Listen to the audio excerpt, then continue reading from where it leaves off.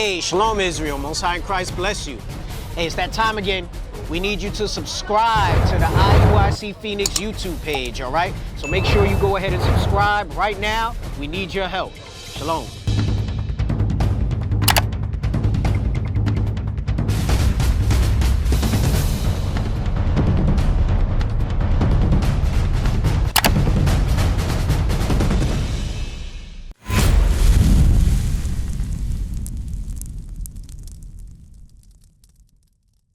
Talking about a lot of things going on in the continent. Now, what was your particular question, or what were you saying?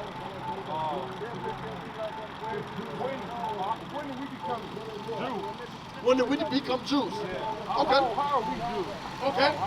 That's a good question, Jamal, because see, a lot of people, they question that and they question it much more since, I guess you got Kanye West come out and he said that the black people are the Jews, and then you have the basketball player, he came out and he said that we're the Jews too. So a lot of people are doing that questioning. I'm letting you know that in this history, this book right here is actually our history. What they teach you in church is that it's everybody's history, but it's actually the history of the so-called black man, the so-called Hispanic man, and the so-called Native American. This is the reason why you got the name called black, or we had a name called niggers, or Negro, or an African American. It seems like our name switches up every so often, right? Why is that? You ever thought, why is that?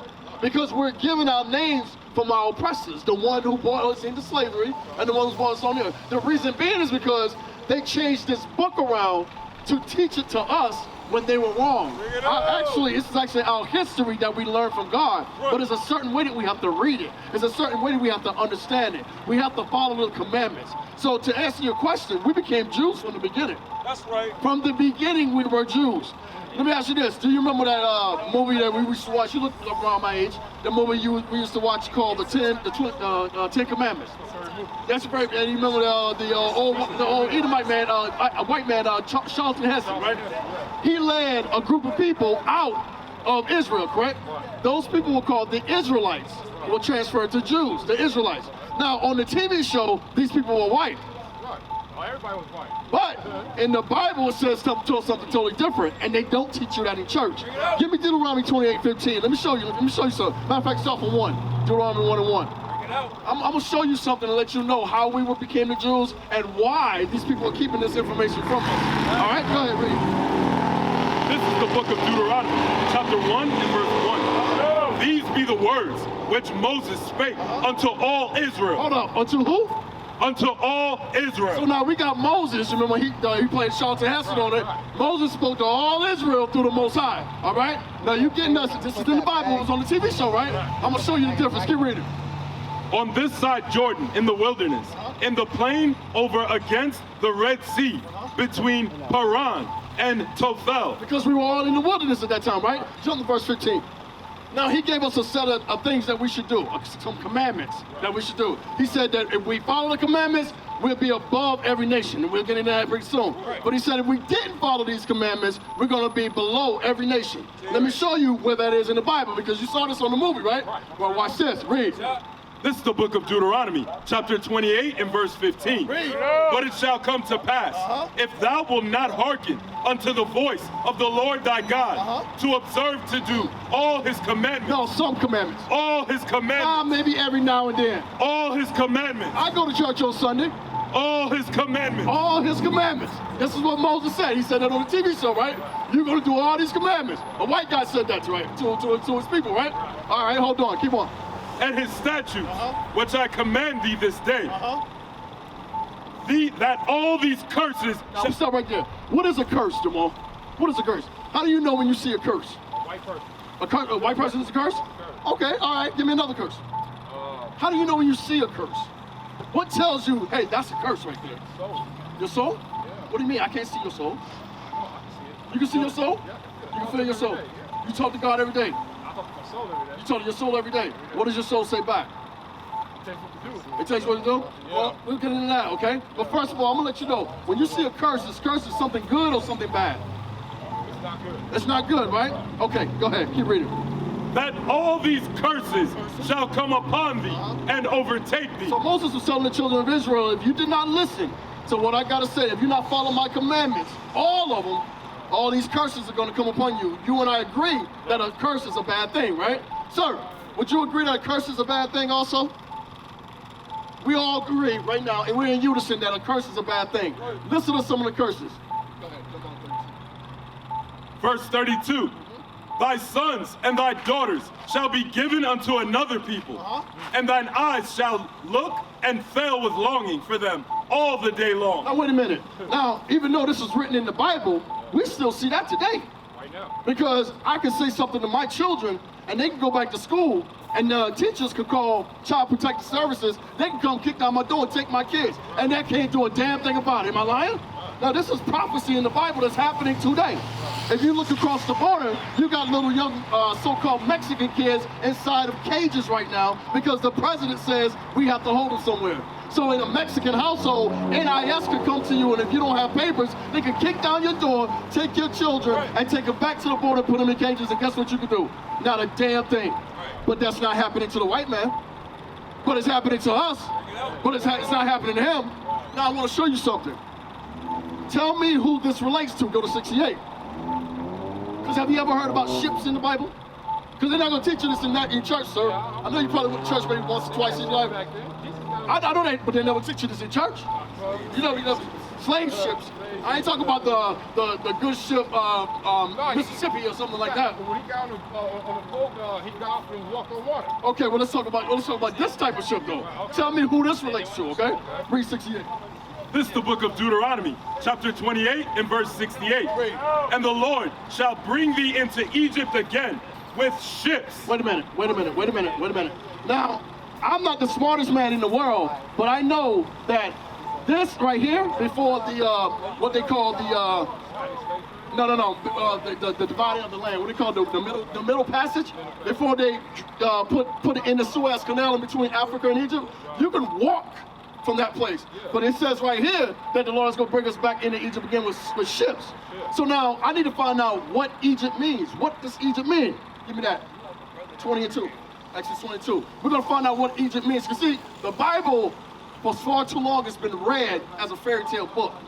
The Bible is a set of actions and a history book for only one people. Even in this book, God says he only loves one people. Don't try to confuse that. The preacher might say we all can get love in God, Jesus' name. Just believe in Jesus. That's not the truth. That is not the truth in this Bible. And the lies have gone to a certain time. Now God is sending his prophets back to tell his people, you need to come back. You need to come back, and this is the way. I'm showing you the way. The knowledge that we received is the same knowledge that's going to be given to you and can be given to you. But you have to make the choice to do so. Did I make myself clear? Read. What is Egypt? This is the book of Exodus, chapter 20 and verse 2. I am the Lord thy God, which have brought thee out of the land of Egypt, out of the house of bondage. What's another word for Egypt? Read it again. Listen, Jamal. I am the Lord thy God, which have brought thee out of the land of Egypt, out of the house of bondage. What's another word for Egypt? Another word for Egypt is what? House of bondage. House of bondage. What's another word for bondage? Slavery. So I'm going to bring you out of slavery. You go back to 68. Now let's read this again. We put it in context now. All right? Go ahead. This is the book of Deuteronomy, chapter 28 and verse 68. And the Lord shall bring thee into Egypt again with ships. So wait a minute. The Lord said that, this is a prophecy, by the way. I'm going to take you into Egypt again with ships. Slave cargo ships. I'm going to bring you into slavery of the house of bondage is Egypt, right? So it's not necessarily physically Egypt, but I'm going to bring you in slave ships. Now my question is this. Who or what people were brought here on slave ships? So you ain't got to answer because I can see it in your brain right now. You like that was us. That was us. Who? What people? That was us. So let me ask you this. How come the 10 Commandments show these white people that were born out of Egypt? What happened here? Something's not right. Somebody's lying. And I need to find out who's lying. All right? Because my mind is telling me I don't like to be duped. I don't like for nobody to shortchange. I don't like for somebody to get something over on me. You know what I mean? I pray in the Lord in Christ every day that I have patience with people. But I don't like people lying to me. So if I find out there's a lie, I need to go and find out how did that lie come to. Listen to this right here. So if the Bible is saying these people came in ships, and you're telling me the only people that came in ships look like us, then why on the Ten Commandments those people look different? Somebody's lying. And we need to find out who. And you know who's lying? That image that we've been looking at all our lives. That's an image that has been programmed into our minds to think that this man is actually Jesus. This man is not Jesus. What you get from this man is homosexuality. You get men having babies by women and leaving them. You get Planned Parenthood where women can go to and get their babies killed. You get drugs. You get all kind of stuff in our community. This is not our Jesus the Christ. Our Jesus the Christ is a black man. So now some people argue, well, what's the difference between him being a black man and a white man? Well, I'll tell you the difference. With him looking like us, I'm gonna look at you and be like, that's my brother, because he looks like Christ. I'm not gonna say, yo, F that nigga. I'm gonna kill him if he say something stupid to me. I'm not gonna say I'm gonna steal, I'm gonna rob him because he look better than me because he got on some chains. Because I know that my Christ look like me. That's the difference. When we see this right here, we don't see no difference. We kill each other. But I tell you what, if the cops come around here, the white man come around here, oh, yes, sir, Mr. White Man. Yes, sir, Mr. White Man. You know why? Because this picture has been posted in our minds for far too long. Now it's time for us to stop. Now it's time for us to come back. Read that again. Jamal, you see where I'm going with this? Yeah, I see. Go keep on. And the Lord shall bring thee into Egypt again with ships, by the way whereof I spake unto thee. By the way whereof I spake, it's going to happen. That's what Moses is saying. If I'm saying it, doggone it, you can best believe you can put your money on that it's going to happen. We're going to get bought into this land with slave ships. See, a lot of people like to confuse us with Africans. Egyptians are Africans, right? No, not no more. What? No. The continent, the country itself is in Africa. But the people who live in Egypt who call themselves Egyptians. Right, exactly. Now let me ask you this. Pharaoh, that's Africa. So why do they say that we are African American when we didn't come from Africa? We're from Israel. You understand? Israel is part of Africa. That is part of Africa, but we're not African. Let me get that dictionary on the Bible. You're right. It is in Africa. It is, but we're not African. If we can go back, we'll go back to, and if you want to, if you have time, we'll go back to Noah and his 3 sons. Because he had 3 sons, Shem, Ham, and Japheth. Ham was cursed, he was called African. But Shem, which is us, we're Shemitic, meaning that we're from Israel. Because Shem's bloodline goes all the way to Abraham, all the way to Isaac, all the way to Jacob. And the 12 tribes come from us.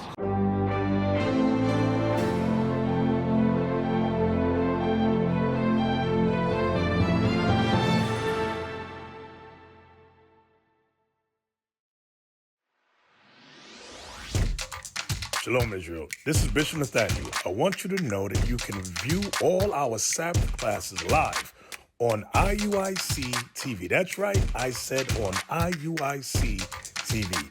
Download the app today. Shalom. What is a nation?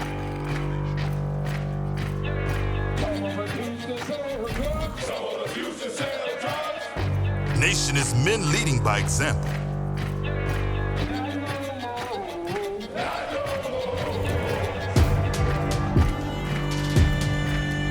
Nation is family.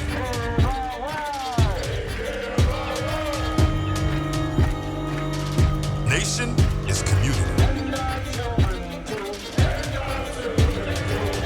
Nation is children with role models.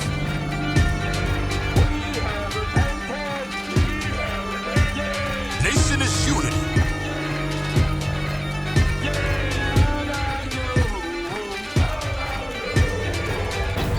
Nation is you. And finally, my brethren, be strong in the Lord. His word